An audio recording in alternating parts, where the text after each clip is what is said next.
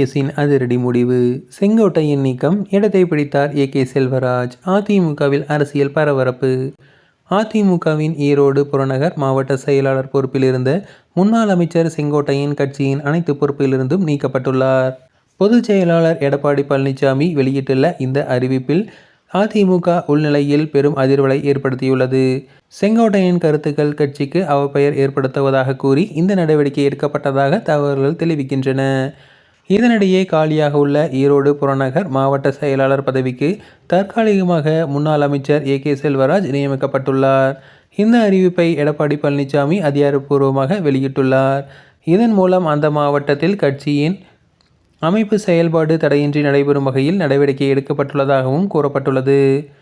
செங்கோட்டையனை தொடர்ந்து அவரது ஆதரவாளர்களான 7 பேரையும் கட்சியிலிருந்து அடிப்படை பொறுப்பிலிருந்தும் எடப்பாடி பழனிசாமி நீக்கியுள்ளார். செங்கோட்டையன் அதிமுகவிலிருந்து பிரிந்து சென்றவர்கள் ஒருங்கிணைக்க வேண்டும் என்ற கருத்துக்கு எதிர்ப்பு தெரிவித்து எடப்பாடி பழனிசாமி இந்த முடிவை எடுத்துள்ளதாக கூறப்படுகிறது. இது கட்சிக்கு பெரும் பின்னடைவாகவும் பார்க்கப்படுகிறது.